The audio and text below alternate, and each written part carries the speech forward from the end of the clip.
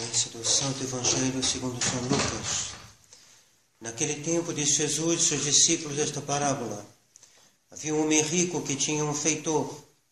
Este foi acusado perante ele de haver dissipado os seus bens. Então ele o chamou e lhe disse: que é isto que ouço dizer de ti?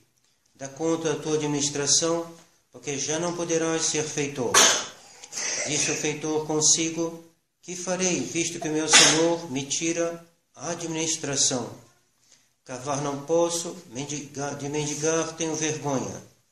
Sei o que hei de fazer para que quando for destituído da administração, encontre quem me receba em sua casa. Chamou cada um dos devedores de seu senhor e disse ao primeiro: quanto deves a meu senhor?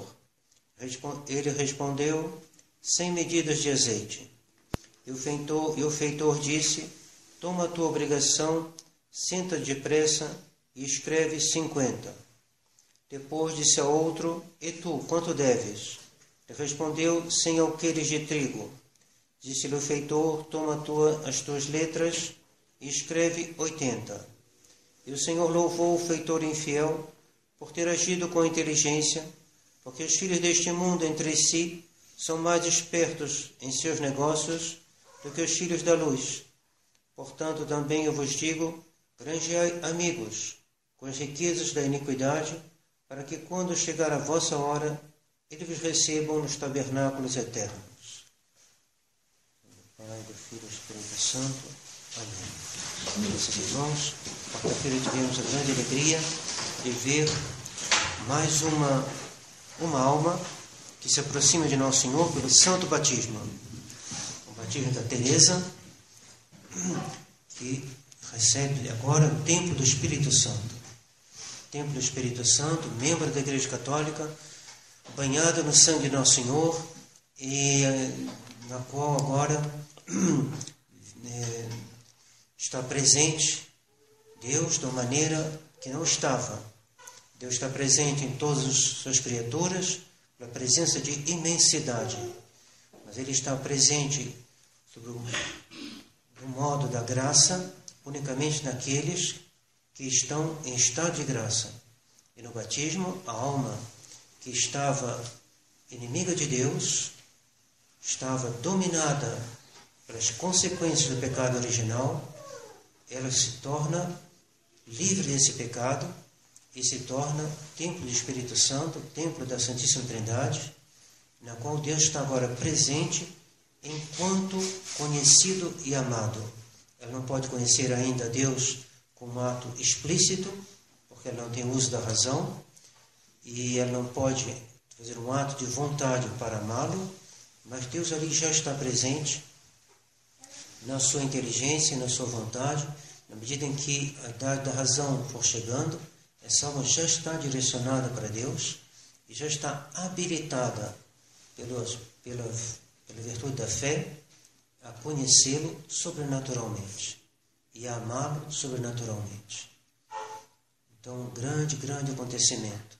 Os grandes acontecimentos não chamam a atenção. Os grandes acontecimentos não atraem o mundo, porque o mundo está preocupado com outras coisas. Os grandes acontecimentos, Deus os faz, na maior parte dos casos, no silêncio da sua graça, no silêncio das almas. Esses são os grandes acontecimentos. O nascimento de Nosso Senhor se passou despercebido.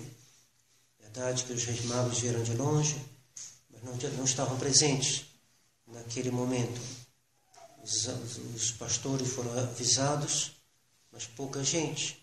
O mundo continuou o seu caminho, os imperadores de Roma continuaram seus caminhos e não se deram conta do acontecimento que tinha sucedido em Belém.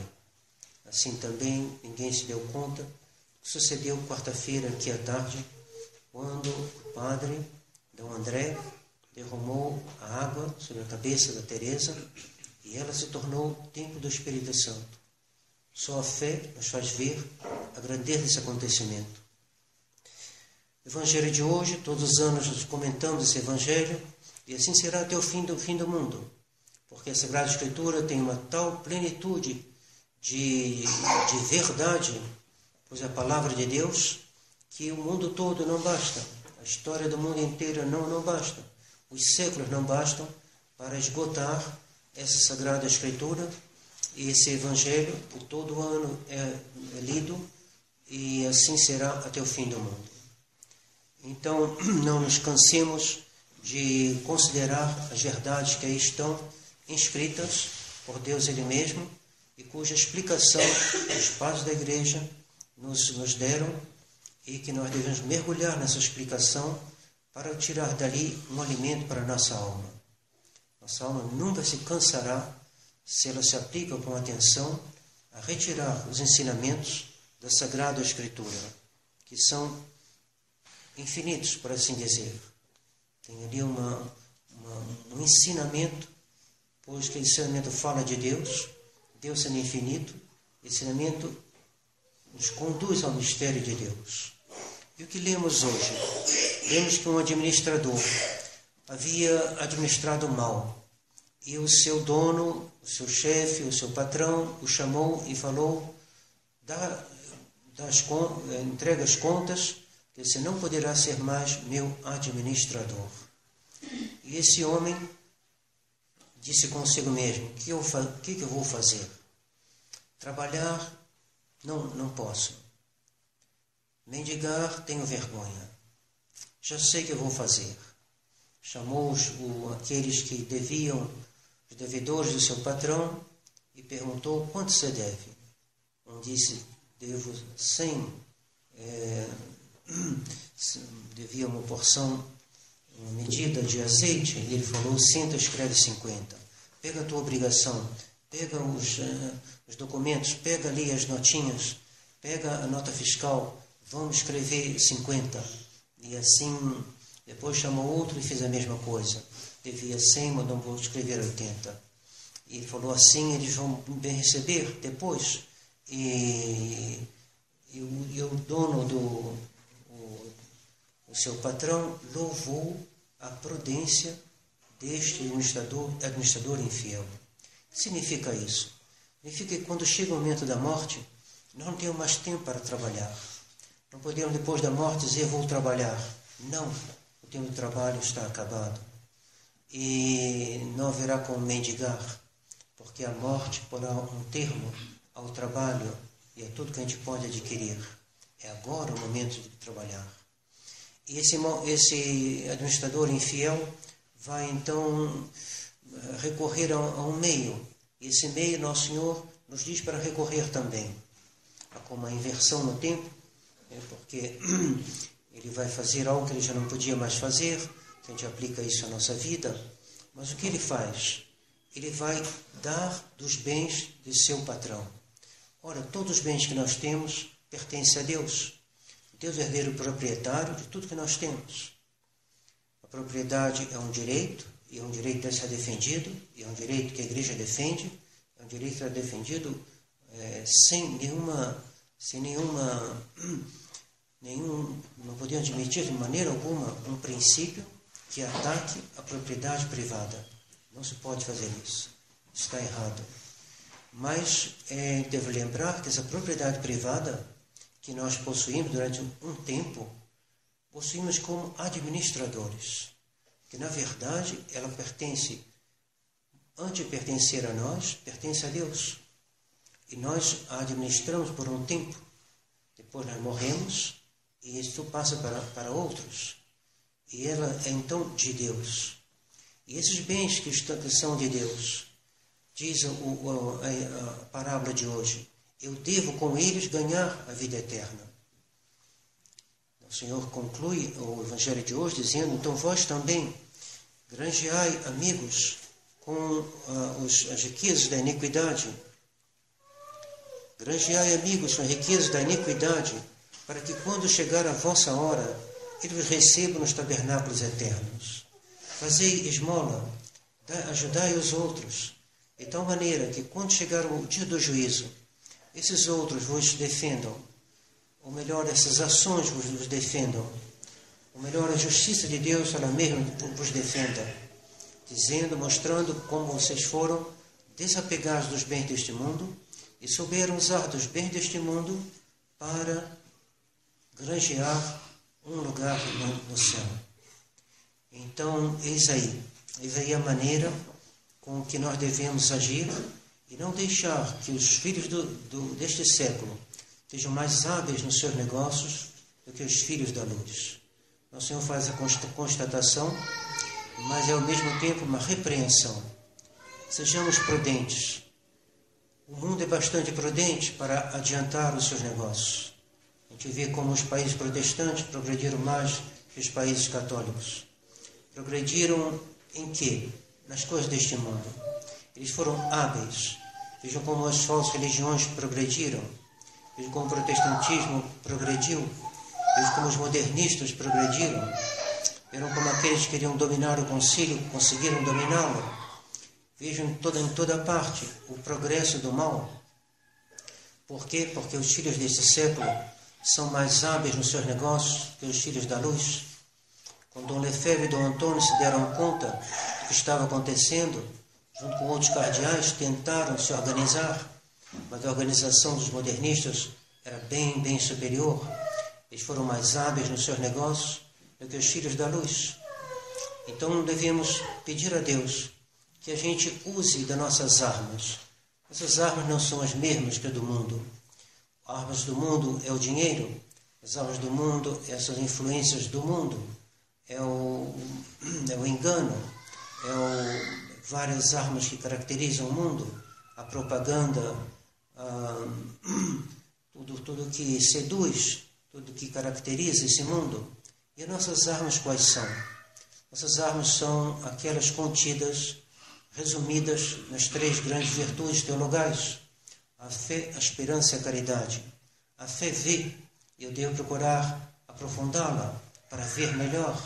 Ela vê o caminho, ela vê o objetivo. O objetivo é Deus, o caminho são os 10 mandamentos, os caminhos são os sacramentos, o caminho é o ensinamento da igreja.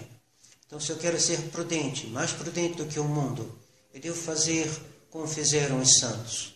Eles aplicaram, eles tiraram proveito, aprofundaram a sua fé, para poder ver o caminho, para poder contemplar o objetivo, para, considerando o objetivo, encontrar nisso um ânimo maior para suportar as cruzes desta vida.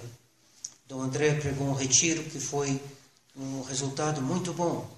As pessoas que participaram disseram que o resultado foi excelente. Retiro de Santo Inácio, eis aí uma obra prudente, eis aí um ato de prudência, eis aí um ato que Nosso Senhor louvará e dirá a Dom André: usaste bem de meus dons, usaste bem do texto de Santo Inácio de Loyola. E o resultado foi que as almas que participaram saíram com grande progresso. E isto pesará na balança de Dom André no dia do juízo, porque ele foi prudente. E a esperança nos diz que a gente deve se apoiar em Deus. Então o homem prudente não se apoia em si mesmo. O imprudente reza. O imprudente reza o seu terço, o seu rosário. E fazendo assim, ele é prudente. Fazendo assim, ele vai alcançar aquilo que Deus nos propõe, que é esses tabernáculos eternos, que nos são abertos, que são abertos pela oração, que são dados àqueles que pedem. Quando o Senhor disse: pedi e recebereis, procurai e encontrareis, batei e a porta vos será aberta. E finalmente a virtude da caridade, que é essa que aquilo que a fé vê, aquilo que a esperança se move para alcançar, é a caridade que alcança. Então peçamos a Deus que nós também sejamos prudentes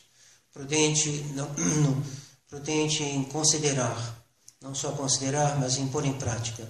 Deus é caridade, e aquele que pratica a caridade está em Deus. Então nós devemos praticar essa caridade.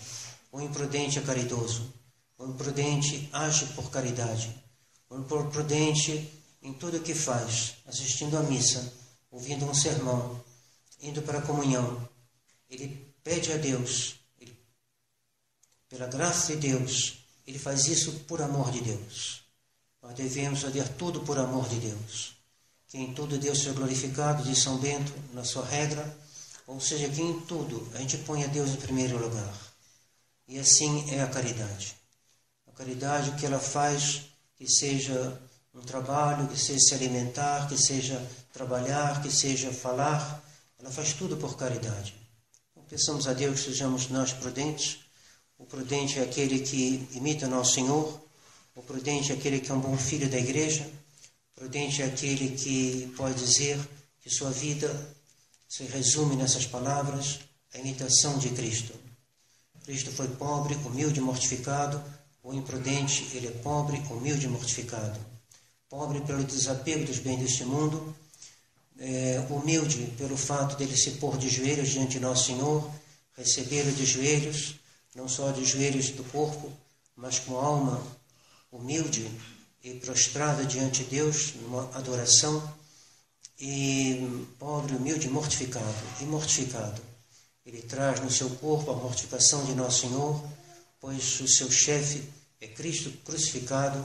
Ele não quer afastar de si, muito pelo contrário, ele não quer ser inimigo da cruz, mas muito pelo contrário, um discípulo da cruz, discípulo de Jesus crucificado. Esse é o homem prudente.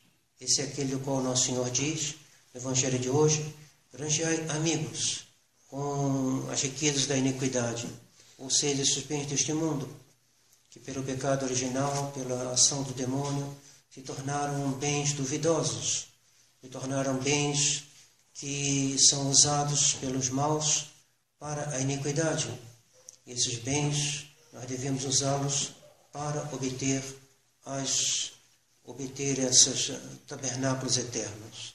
Então, peçamos a Nosso Senhor, peçamos a Santa Teresinha, padroeira, penso eu, talvez as duas Teresas, a padroeira da Teresa, que elas nos ajudem, que Deus nos ajude, que a Santíssima Virgem nos ajude a sermos prudentes, usarmos bem dos sacramentos, dessa missa, da comunhão, de tudo para obter o céu onde nós descansaremos, pois ali não se trabalha mais, ali não se mendiga mais, mas ali se recolhe o que foi trabalhado e mendigado nesta vida, com a ajuda de Deus e a intercessão da Virgem Maria.